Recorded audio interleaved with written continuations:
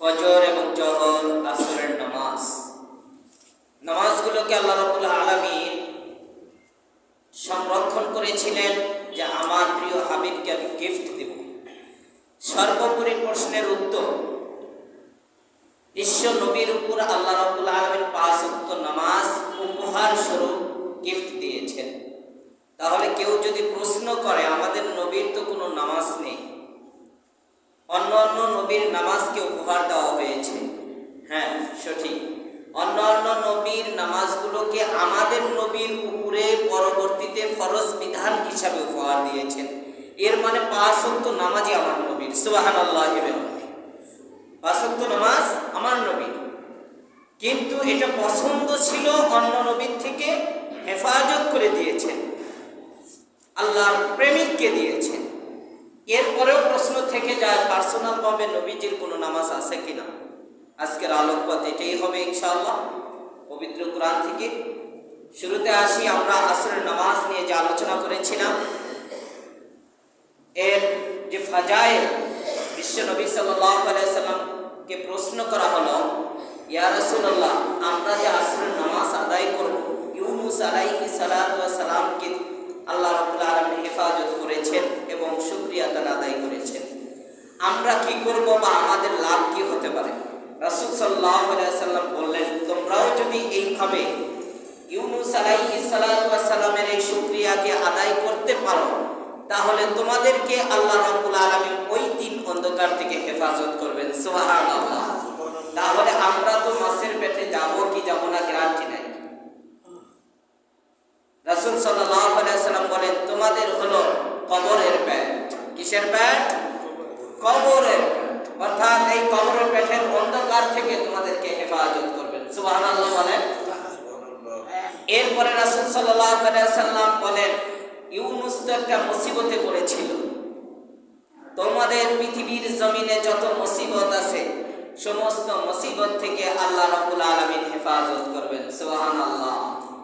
রাসূল সাল্লাল্লাহু আলাইহি সাল্লাম বলেন যে ঝড় তুফান ইত্যাদির কবলে পড়ে মাছ সমুদ্রের তলদেশের এক অন্ধকারে পড়েছিল, তোমাদের তেমনি ভাবে রাত্রের যে অন্ধকার রয়েছে, রাত্রের এই অন্ধকারে মানুষ মানুষকে খুন করে, মানুষ মানুষকে হত্যা করে। তাহলে 1 নাম্বার অন্ধকার হলো দুনিয়ার বর্বরতা এবং মানুষের মূর্খতা। এই ধোঁকা থেকে এবং বিপদ থেকে, আযাব থেকে আল্লাহ হেফাজত করবেন। 3 নাম্বার হলো রাত্রের অন্ধকার। রাত্রের অন্ধকার দ্বারা উদ্দেশ্য হলো রাত্রে মানুষ অন্ধকারে আধারে মানুষ মানুষকে কি করে? হত্যা করে, মানুষ মানুষকে গুম করে। এই সমস্ত বালা মুসিবত থেকে আল্লাহ তোমাকে হেফাজত করবে। সুবহানাল্লাহ। তাহলে 1 নাম্বার হলো মাছের পেটের অন্ধকার, মানে কবরের অন্ধকার। এই অন্ধকারের পরিবর্তে বিশ্ব নবী বলেন, কবরের ভেতরে তোমাকে যে আযাব হবে, আযাবের অন্ধকার থেকে হেফাজত করবে। 2 নাম্বার অন্ধকার ছিল মাছের পেটের অন্ধকার, সমুদ্রের তলদেশের অন্ধকার, মাছের পেটের অন্ধকার। মাছের পেটের অন্ধকারের দ্বারা উদ্দেশ্য হলো দুনিয়ার ভিতরে আযাব বালা মুসিবত থেকে আল্লাহ হেফাজত করবে। আরেকটি অন্ধকার ছিল ঝড় তুফান এবং রাত্রের অন্ধকার। এর মানে হলো তোমরা যদি আদায় করো, আল্লাহ রাব্বুল আলামিন রাত্রে তোমাদের বালা মুসিবত এবং ডাকাত, চোর, গুন্ডা, ছিনতাইকারীদের থেকে তোমাকে হেফাজত করবে। সুবহানাল্লাহ বলেন। এজন্য ইনশাআল্লাহ এই ফাজাইলপূর্ণ নামাজ আসর শত আমাদের নবীর হাদিসে আরো গুণগান রয়েছে। এটা হলো নাজিল হওয়ার গুণগান। এরপরে হলো মাগরিবের নামাজ। কিসের নামাজ? মাগরিব। মাগরিবের নামাজ মৌলিক নামাজ হলো 3 রাকাত। কয় রাকাত? 3 রাকাত। ফরজ নামাজ, সুন্নাত তো রাসূলের বিধান। ফরজ নামাজ হলো কয় রাকাত? একটু কথা বলুন। 3 রাকাত। 4 রাকাত না, 2 রাকাত না, 3 রাকাত। অন্য সকল নামাজ থেকে একটু ব্যতিক্রম। ফজর যেমন 2 রাকাত, আসর 4 রাকাত, মাগরিব কয় রাকাত? 3 রাকাত। দাউদ আলাইহিস সালাতু ওয়াস সালাম বিচার করেছিলেন। বিচারের ভিতরে তার সন্দেহ হয়ে গেল, আমি যে বিচার করেছি এই বিচার সঠিক না বেঠিক। অনেক সময় দেখা যায় বিচার করতে গিয়ে যারা বিচারক থাকে তাদের সিদ্ধান্ত নিতে গিয়ে ভুল হয়ে যায়।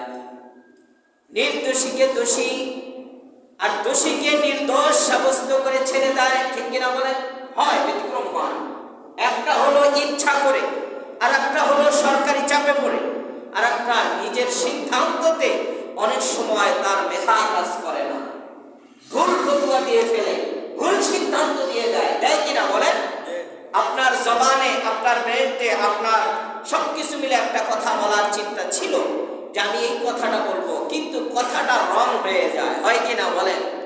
এরকম জবান থেকে বলতে গিয়ে একটু এলোমেলো হয়ে যায়, ভাষা চেঞ্জ হয়ে যায়। আবার অনেক সময় সিদ্ধান্তের ভিতরে চূড়ান্ত সিদ্ধান্তেও এমনটা ভুল হয়ে যায়। এখন দাউদ এই সিদ্ধান্ত সঠিক না বেঠিক, সঠিক না বেঠিক, দাউদ তো একজন নবী। সুলাইমান আলাইহিস সালাতু ওয়াস সালামের বাবা দাউদ চিন্তা করতেছিলেন যে আমি কি ভুল করেছি না সঠিক করেছি, কারণ উনিও তো মানুষ, ঠিক কিনা বলেন? নবী ঠিক, মানুষ তো মানুষ। এই জন্য ওনার চিন্তাধারা দ্বিধান্তর ভিতরে পড়ে গেল। এই জন্য সে এখন মাগরিবের সালাত আদায় করতেছেন, এই সালাতের ভিতরেও শয়তান ধোঁকা দিয়ে দিল, তুমি কি বিচার সঠিক করেছ কি না। এই ধোঁকায় ধোঁকায় উনি কয় রাকাত নামাজ পড়েছে ওনার সঠিকভাবে জানা নেই। 3 রাকাতের সময় উনি সালাম ফিরে আসলে 4 রাকাতের নিয়াত করেছিলেন। এই 3 রাকাতে সালাম ফিরানোর কারণে বিশ্ব দাউদ আলাইহিস সালাতু ওয়াস সালামের এই 3 রাকাতকে আল্লাহ পছন্দ করেছেন। সুবহানাল্লাহ। 1 নাম্বার 2 বর্ণনা উযাইর আলাইহিস সালাতু ওয়াস সালাম, উযাইর আল্লাহ রাব্বুল আলামিন তাকে পরীক্ষা স্বরূপ ঘুম নামক মৃত্যু দিয়েছিলেন। ঘুম নামক মৃত্যু, উনি ঘুমিয়েছিলেন। ওনাকে জিজ্ঞাসা করা হলো কতদিন, বলে 1 দিন বা অর্ধেক হতে পারে, 1 দিন অথবা অর্ধেক, অথচ দীর্ঘ সময়, বর্ণনায় 100 বছরের মতো ঘুমিয়েছিলেন। এখন আল্লাহ রাব্বুল আলামিন বললেন, না, তুমি 1 দিন আর অর্ধ দিন না, লম্বা সময় তুমি ঘুমিয়েছিলে। এটা জানার পর মালিক যে জিন্দা করতে পারেন, শক্তি আছে, এই জন্য শুকরিয়া তার তিনি সিজদা করেন। সুবহানাল্লাহ। এই সিজদাটা ছিল মাগরিবের সময়। 2 নম্বর বর্ণনা। 3 নম্বর বর্ণনা ইউসুফ আলাইহিস সালাতু ওয়াস সালাম দীর্ঘ অপেক্ষায় ছিলেন তার বাবার সাথে সাক্ষাৎ করবেন। তার বাবাকে যখন ইউসুফের সেই জান্নাতি কাপড় পোশাক পাঠানো হলো, ইতিহাস বলেছিলাম তাফসীর থেকে আপনাদের, এই পোশাকটা তার চোখে দেওয়ার পর তার দৃষ্টি শক্তি ফেরত আসছে। সুবহানাল্লাহ বলে। এবং এর সুঘ্রাণে বলে দিল যে আমার ইউসুফ পৃথিবীর জমিনে আছে, আমার ইউসুফ পৃথিবীর জমিনেই আছে। তার ভাইরা বলল, আপনাকে ইউসুফ আহ্বান করেছে এবং সৌজন্য সাক্ষাৎ করবে। সব ফ্যামিলি নিয়ে ইউসুফ চলে গেলেন। চলে যাওয়ার পর যখন বাবার ছেলে, বাবা হলো পাহাড়ের পদদেশে আর ছেলে হলো পাহাড়ের নিচে দাঁড়িয়ে আছে।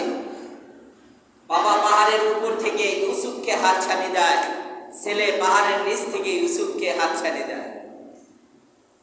কি ভালোবাসা! দীর্ঘদিন পর সাক্ষাৎ, ইউসুফের 40 বছর পর তার বাবার সাথে সাক্ষাৎ হয়েছে। সুবহানাল্লাহ বলেন। কি মায়া মহব্বত হতে পারে এটা! এই সাক্ষাতে ইউসুফ এবং ইউসুফের বাবা সহ সাক্ষাৎ করার পর আনন্দের চিত্তে আল্লাহ রাব্বুল আলামিনের দরবারে সিজদা করলেন। সুবহানাল্লাহ বলেন। সেই সময়টা ছিল মাগরিবের সময়। কোন সময় ছিল? মাগরিবের সময়। আল্লাহ রাব্বুল আলামিন তাদের বাবা এবং সন্তানের এই সিজদাটা পছন্দ করলেন। এই 3টা নবীর সমন্বয়ে আল্লাহ রাব্বুল আলামিন সংরক্ষণ করলেন আমার হাবিবকে। আমি এইভাবে এই নামাজটা গিফট দেব, বলেন সুবহানাল্লাহ।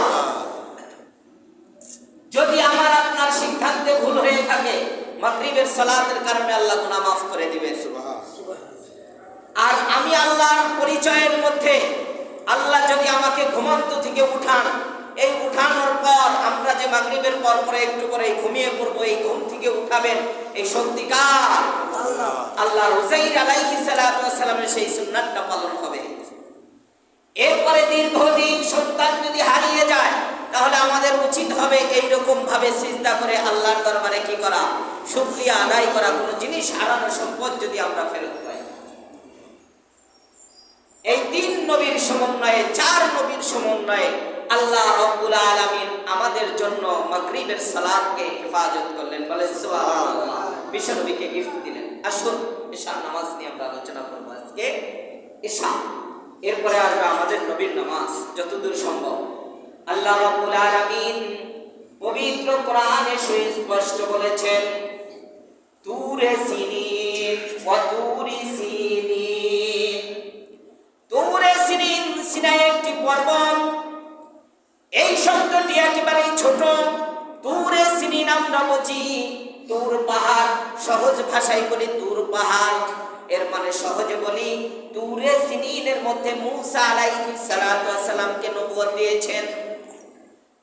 তুরে সিনিনে আল্লাহ রাব্বুল আলামিন মূসার সাথে সাক্ষাৎ করেছেন। তুরে সিনিন সাধারণ কোনো পাহাড় নয়, সাধারণ কোনো উঁচু টিলা নয়। তুরে সিনিন হলো আল্লাহ রাব্বুল আলামিনের পছন্দের একটি পাহাড়। সুবহানাল্লাহ বলেন। এজন্য কসম করে বলেছেন, ওয়া তুরে সিনিন, আমি তুরে সিনিনের কসম করি। তুরে সিনিন সাধারণ কোনো পাহাড় নয়, সাধারণ কোনো পাহাড় নয়। সিনাই পর্বত বলা হয়। সিনাই পর্বত বর্তমান মিশর থেকে একটু